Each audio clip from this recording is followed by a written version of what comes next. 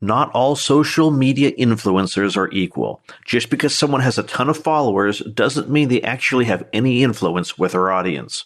It's important that we learn to be critical thinkers that do research and not just believe what we hear and read. Whether you're a business looking to use an influencer to promote your product or you're interested in becoming an influencer, this is the episode for you. Today's guest is Neal Schaffer. Neal is an authority on helping innovative businesses digitally transform their sales and marketing. He's the founder of the digital marketing consultancy PDCA Social and currently serves as a fractional CMO to several companies. He teaches at Rutgers Business School and the Irish Management Institute and is fluent in Japanese and Mandarin Chinese. Neal is a popular keynote speaker internationally and has also authored 4 sales and marketing books, including his latest, The Age of Influence. I'm your host, Chris Parker, and this is the Easy Pray Podcast. Neal, thank you so much for coming on the Easy Pray Podcast today.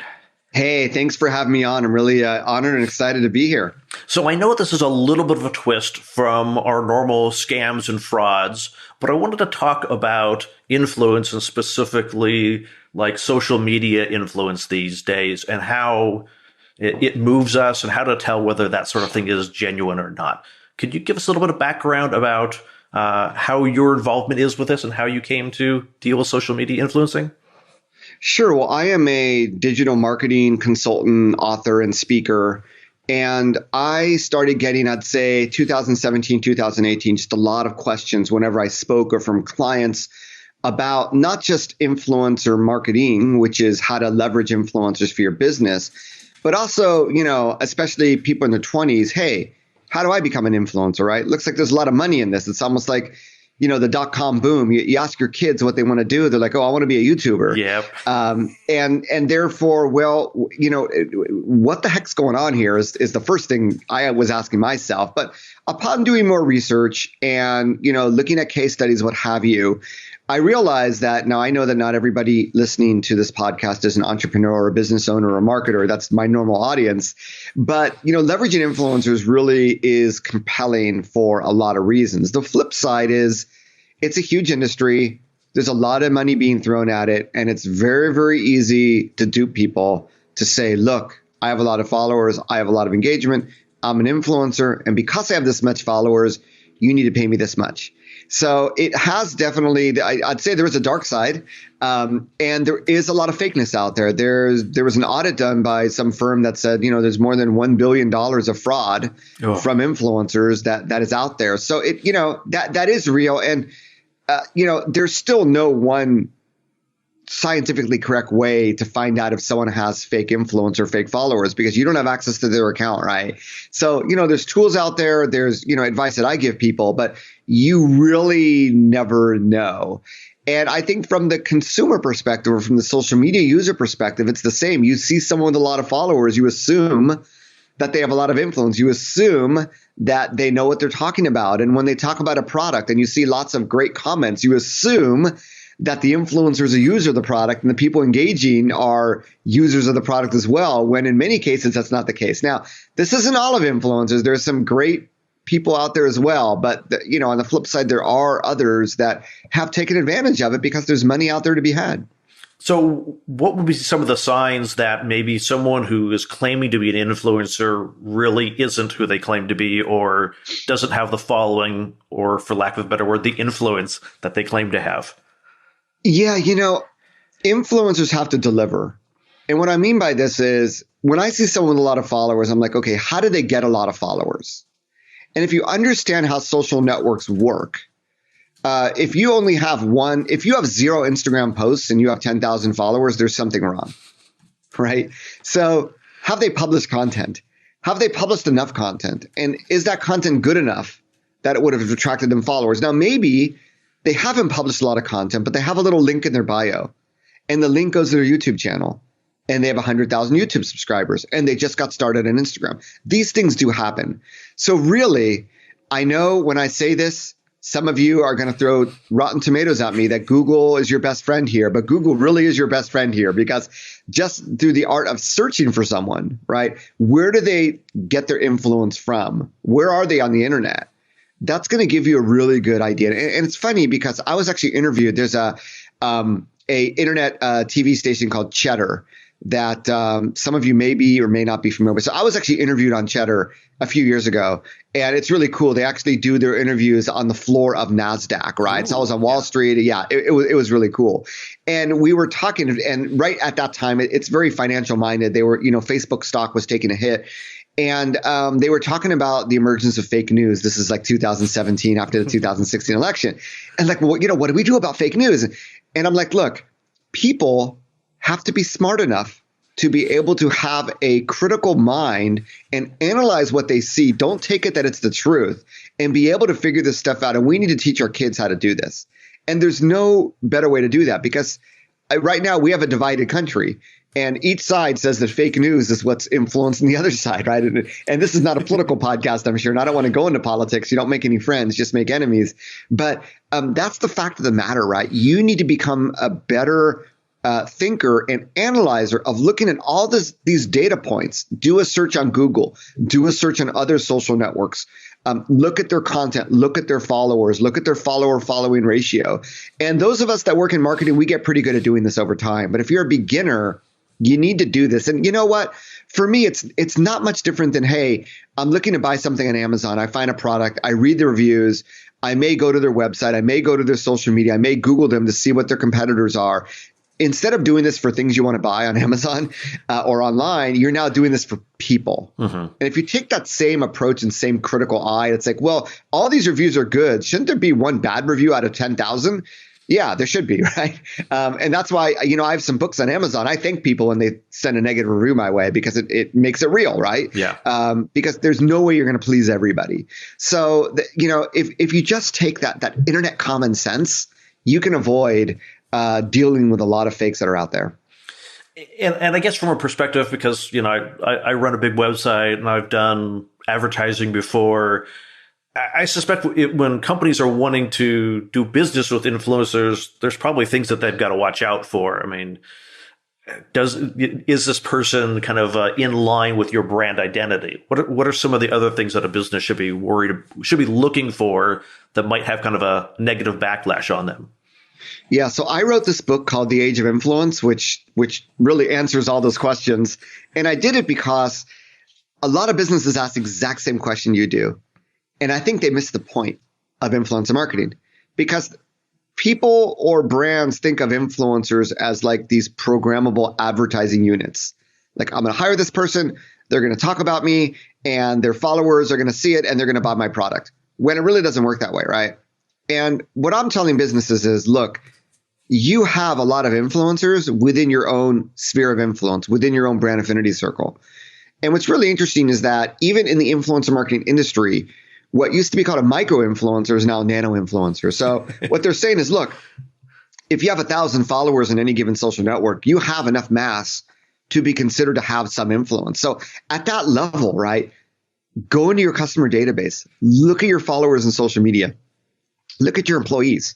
There are tons of people that already like, know, and trust your brand that have influence. And I would actually start with these people and say, hey, because they already like you, right? They're already buying your product or they're already getting your salary. How do we work together? How can we collaborate? We want to be talked about more in social media. We want to help boost your personal branding. We want to help you make better content. There's a lot of things that businesses can do, not just paying money, but giving product, and not just giving product, but saying, hey, we invited an influencer who's killing it on TikTok right now to teach all of you how to do Instagram Reels. It's going to be totally free. Sign up here. And these are things, or hey, we have a video studio for corporate videos. We're going to loan it out to all of our influencers you can use for free. There are so many things that brands can give influencers that already like, know, and trust them. So I would start with, it's funny because now the industry has woken up to this. And I would start with, if you're going to reach out to someone that does not know they're not following you, they've never had any interactions with you, I'd say, hey, just wondering, have you ever used our product? And if they haven't used your product, how the hell can they genuinely talk about using your product and promoting it to their audience? And this is where we talk about authenticity. It's being real. It's starting with brands reaching out to people that actually give a damn about that company. And the more they give a damn, the more genuine it's going to be when they recommend you. I mean, it's just common sense that at the end of the day, I think will rule. But in the beginning, brands are just doing stupid things. They're reaching out to people that may not want to give them the time of day, right? Or they're reaching out to people that are already working with their competitors, and now they're getting information that they're giving to their competitors. So, it's all about relationships, man, all of this. And it's about building genuine relationships with genuine people. They're going to help businesses better leverage influencer marketing. It's funny. It just popped into my head of kind of some of these like influencer fails that have happened that I've seen where the influencer was told, hey, we want you to talk about this and mention our product, whatever. And the person just copied and pasted the email from the PR person into their Instagram feed or whatever it was. And it was like, oh, well, that stinks. If you treat an influencer like you're hiring them for a specific project with a specific deadline, and I want you to create 3 Instagram stories, 1 blog post, 2 tweets, you need to mention these hashtags, usernames. You need to go to Walmart and take a picture of yourself holding like Captain Crunch cereal. I don't even know if that still exists. But, the more restrictions you put on influencers, the worse and the less genuine the content's going to be. Let's face it. So yeah, that's why those things happen. Instead of saying, you know what, we need to give influencers some freedom here. Yes, we have a brand, but influencers are a brand too. Influencers create better content than we can. Yeah. Why are we trying to limit that and instead unleash it? And oh my God, there have been so many fails. I actually was a guest teacher last night for a class at USC here in Los Angeles on influencer relations. It's a master's program. And there was someone on before me who heads an agency, and she was talking about influencers who a week after the post, they already deleted the post, right? It's like, well, if you hire someone, you need a contract, you need to put it, all these things that you take for granted, right? Whereas if you're working organically and you're collaborating, you're always keeping in touch, and it's just a very, very different paradigm. So I wrote this book, The Age of Influence, to try to get people out of that mindset and really leveraging the influence that's existing all around them, and really in the spirit of collaboration, win-win, what's in it for me. And the more you try to treat influencers like programmable ad units, just throwing money at them, the more fails you're going to have and the less effective your investment's going to be. So does that results, when you're just kind of saying, do this, blah, you don't know anything about product, anything about my service, it just results in blah influence? Trash in, trash out. I mean, yes, seriously. Yes, from a vanity metric side, yes, your content is published. Yes, you're getting hashtag impressions. Yes, you're getting likes, right? But the potential impact is very, very low on the scale of the potential, right? And people can see through it. I mean, when it's a cut and paste, it's not spoken in the natural language that the influencer has built their community on. It's almost like they're speaking a foreign language. Yeah. Why, you always post in English. Why are you posting in Yiddish now? I mean, for an example, that's what it sounds like to their followers. So you're really introducing a foreign element into the community, and those that are really passionate, they can sniff it out. They know pretty quick.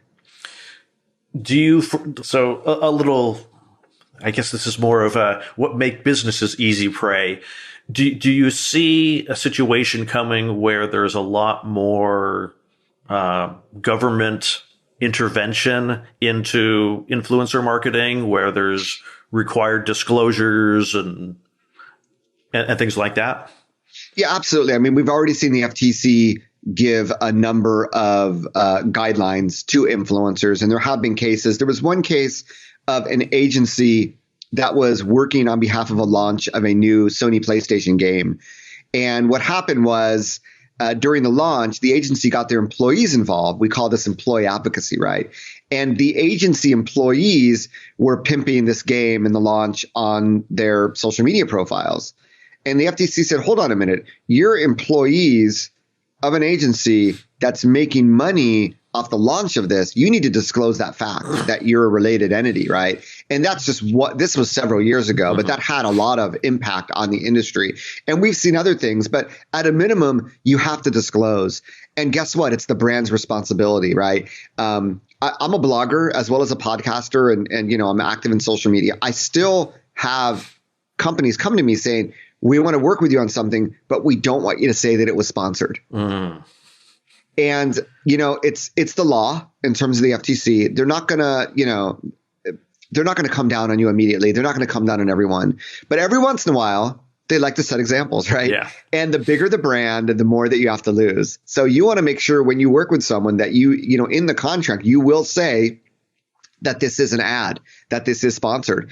There are some brands I work with where they say, we want you in a tweet. The first thing you put is #ad. We want to make it very clear without a doubt that this is an ad, but the opinions are mine. The experience is mine. And I talk about this. Yes, the brand was kind enough to sponsor this post or this tweet or this photo, but I genuinely have been a big fan of.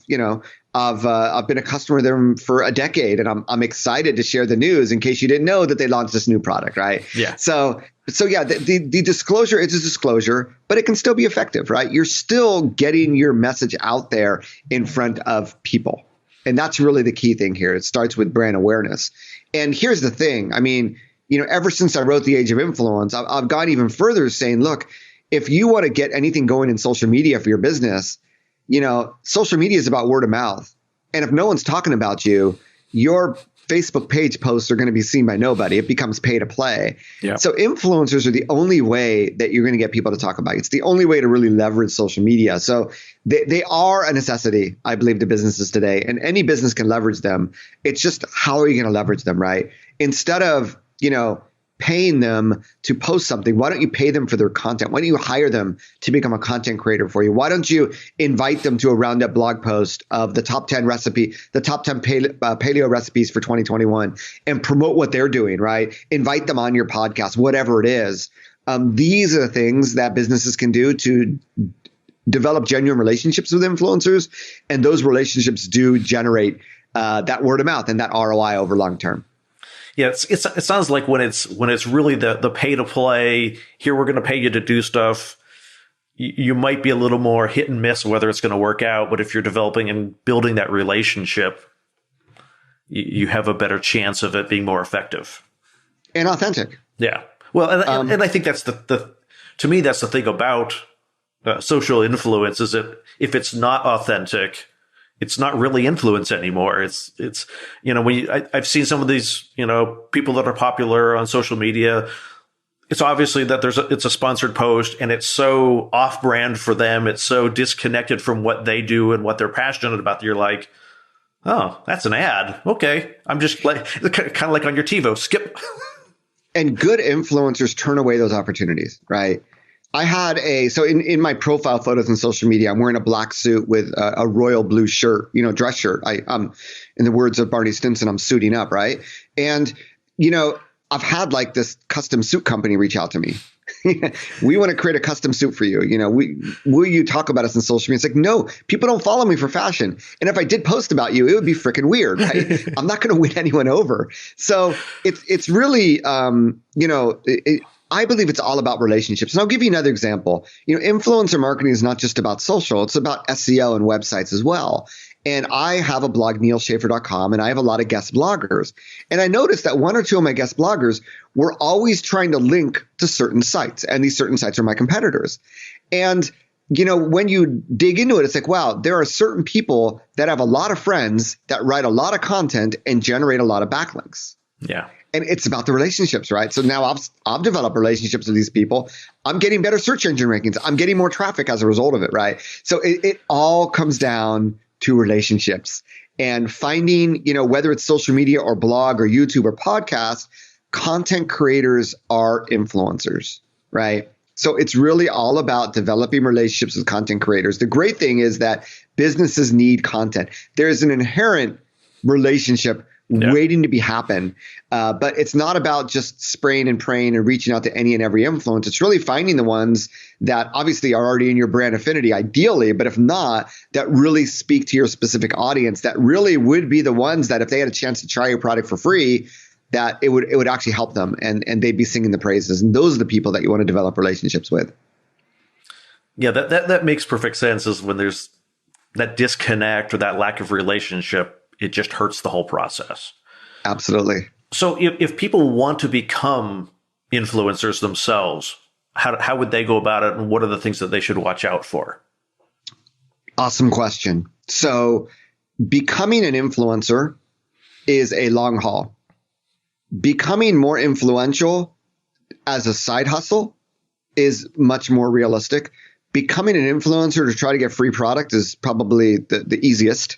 So I want everyone to, first of all, realize that you're not going to become a millionaire overnight trying to become an influencer. It doesn't happen. It's a long haul thing. And therefore, because it's a long haul, it has to be something that you're passionate about. So you got to choose your niche. You got to choose something that you're going to, on a consistent basis, talk about, right? And part of choosing the niche is also choosing your content format. Is it going to be audio with podcasts or Clubhouse these days, Twitter Spaces? Is it going to be, video with YouTube? Is it going to be blog content with text? Or is it going to be, dance routines with Reels or photos with Instagram? But it's the combination of content medium and the passion that you have, that niche, that sort of are going to define what path you're going to go down, right? Mm-hmm. Blogger, YouTuber, podcaster, Instagrammer, or TikToker. Those are sort of the main paths. So, and it's really, this thought that you're going to share what you know, and through that, you're going to create a community. You're going to create people who follow you, and that are going to learn from you, that are going to be inspired by you. And over time, you're going to influence them by being consistent with publishing content, mm-hmm. but also, being there to answer their questions, to engage with them, what have you. So that's sort of the core infrastructure that you need. And it really starts with the why, right? Because if you're not passionate about something, man, I've seen so many people, they start a blog 6 months later, it's gone. They just ran out of things to say. They did it for the money and it's not fun anymore. Yeah. So you really want to try to find something that, hey, 5 years from now, I can see myself talking about, because I'm such an avid, whether it's like TV shows or whether it's like indie rock or, whatever it is, that's really the key. On the flip side, though, if you are looking to make money, here's where a lot of influencers go wrong. Start with, okay, if you're trying to make money as an influencer, there's a notion that there's someone on the other side that's going to pay to engage with you, right? Who is that going to be? And if you can't define, and here's the thing, where I can talk about indie rock, but I don't think record labels are going to reach out and want to sponsor me, right? So there's some common sense here that says, okay, well, I'm really into jewelry, and okay, Cartier, I can pick up all these like jewelry brands that, they would love to sponsor me because I'm talking about content that's relevant to them, that if they access my audience, they're going to be able to sell. So part of this, exercise is also trying to, keep a short list of brands in the back of your mind that if I build this community, these are the brands that would want to work with me, or these are the brands that I want to work with, right? Man, I'm a travel blogger. I'd love to work with Ritz-Carlton, right? So, and when you think about it that way, it's going to help you better define your niche and better define the content. So if I were to say on this podcast, I really want to fly Singapore Air to my next vacation in Singapore, they're probably not going to sponsor this episode. No, but if you were over the course of a year, interview people that have flown Singapore Airlines about their experiences, talk about your own experiences flying them, talk about your experiences in Singapore, and become known as a Singapore influencer. Oh, yes, Yeah. Oh, I know la. Yes. Why Lao? I lived there 6 months. So yeah, and that's the thing. You become known for something. Now, mm-hmm. I had a really interesting experiment publishing this book, The Age of Influence, because I was a blogger since 2008, but I had very little content about influencer marketing that I had written. But as I was writing the book and blogging more and telling people I was writing the book on influencer marketing, I became known as an influencer on the subject. And that's what happens. It starts with the content creation and getting the word out there. And I tell people any brand can build a certain amount of influence in 3 to 6 months if you're consistent with talking about it and publishing mm-hmm. content on that subject and pitching yourself and branding yourself that you are the expert in that. It's good to know that there is a path for people who want to become an influencer, but it's not going to be a quick path. They're not going to be insta famous overnight. Dude, I mean, there's no shortcuts in life. There's no free lunches. I truly believe that hard work and perseverance is undervalued in our society. But, by being a little bit smart and strategic about it, you can obviously accelerate that process. Obviously, timing is part of it. Luck is part of it. Some people in 6 months they blow up. Some people take a few years, right? But it's really about the journey and about the people you meet along the way, the people that you enrich and the relationships you create. And that to me is the gold in doing any of this. Yeah.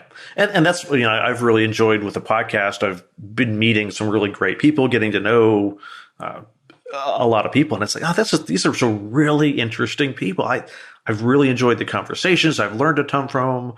I hope my audience has learned a ton from them. And I get that feedback from time to time, which is encouraging. So are there things that, that if you want to be an influencer that you definitely don't want to do? Like I could think of thing that comes to the top of my mind is feeding the trolls, that you're always going to have some haters. Does that, how you deal with those friction elements, have a significance? Yeah. Haters be haters. They're going to be on every social network. I learned with these most recent elections, the joy of blocking people on Facebook. So, it's funny because when you go out on a limb, there's going to be fringe elements that are going to push back. Yeah. But for every one person that pushed back, I received 10 messages from friends saying, my God, Neal, thank you so much for saying that. It had to be said, we're with you.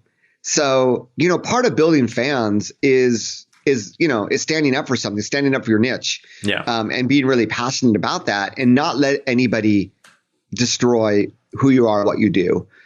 Because it's very easy to set up a fake profile, to set up a bot, and to just negatively post about things. Just remember that, sometimes I believe it's the noisy, really, really small minority that seems to have the loudest voice in social media when there is a silent majority out there. And it bears reminding, right? So, hey, block, if they come onto your profile to comment on your content, man, it's your space. You're totally free to delete and block. Go for it. It's not a big deal. You're not going to lose clout with your community. I mean, they're probably going to support you. So I'll give you an example. My sin or my what I'm trying to think of the right word to say here, but the sin that I probably shouldn't do that I do every day is I play Clash Royale on my phone. Now, my son got me into it, and my son has now moved on to Brawl Stars, and I'm still stuck on Clash Royale. And we have a clan, right? And I'm a co-leader in the clan. And so there's something in Clash Royale called clan. Do you play Clash Royale, Chris? I have in the past. It's not currently on my phone. Okay. For probably a good reason, I'm sure. But so there's something called clan wars, right? Yep. Where the clan comes together. And so as a leader, you're always trying to get as many people to do these clan wars. And so the leader, I actually know, he's a soccer dad like me. Our kids played in the same soccer team. So we actually know a lot of the people in the clan. And there's a lot of people we don't know. So he go, hey, make sure you do your clan wars. And then someone said, we don't really care about clan wars.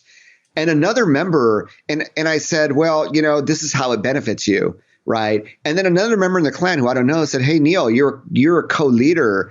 Why don't you call this person out? Why don't you kick them out for saying that? That's really disrespectful. So in some ways, the people in your tribe, in your clan are waiting for your leadership, that when someone tries to rock the boat, that you have permission to actually kick them out. So just remember, it's not about you. Sometimes it's about everyone in your community. And you want to make it a safe and pleasant place for them. And those people are going to ruin. So it's your responsibility to kick those people out, report them. I report people left and right, to Pinterest, to Instagram, to LinkedIn, to Twitter. When I see, I had one guy saying, hey, Neal, if you ever come to my neighborhood, I'll be on the lookout for you. And I contacted the police, right? That was really threatening. So don't take those things for granted. Social networks, the law enforcement authorities that are out there take those things very seriously. And I would always be in contact with them if you feel threatened in any way. That's good. So I'm trying to think, is there anything that we have significantly missed out on talking about with respect to social media influence and influencers? Well, there's obviously a few ways to look at influencers, right? If you're a business owner, it is a fantastic channel for marketing. And I would say my advice for my clients is make as little content as possible, leverage as much influencer content as possible, not just for your social media, for your ads, for your website copy, everywhere. So if you're a business owner, entrepreneur, marketer, there's my advice. If you're just a general consumer, it's just like Amazon reviews, right? You got to take everything with a grain of salt. Don't just because an influencer pushed it, don't believe it. Obviously, you can do a search for hashtag ad, hashtag sponsored. If you see that on there, yes, you know that money is in play there, although they could still genuinely be recommending the product. So don't be fooled. But just remember that it's, I've talked to influencers who said, well, I signed up for an influencer marketplace, but then they said I needed to have 10,000 followers and I only had 2,000. So I bought 8,000 followers and then I was able to get business from brands. So there is a lot of that out there. Just, be aware. And then if you want to become an influencer, man, don't do it for the money, do it for the passion, do it for the friends that you can make, do it for serving other people. And I think you're going to get tremendous ROI. And hey, you might be able to make a little bit of money out of it, but I think that the journey is going to provide you a heck of a lot more than that. Yeah. So yeah, that's on these three different fronts, that's my advice for influence. I love it. Do it because it's something you want to do, not because it's something you're going to make $1 billion from doing. Oh man, you're going to be miserable really fast if you're just in it for the money. Trust me. So Neal, if people want to find your book, can they find Age of Influence in all those non-existent brick and mortar stores, and the only place to buy online, Amazon?